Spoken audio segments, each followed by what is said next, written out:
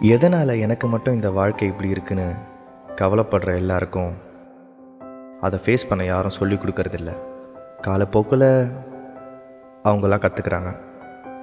நம்ம வாழ்க்கை எப்படி இருக்க போகுதுன்றதை நம்ம எடுக்க போகிற முடிவுகள் தான் தீர்மானிக்குது. நல்ல முடிவாக எடுங்க.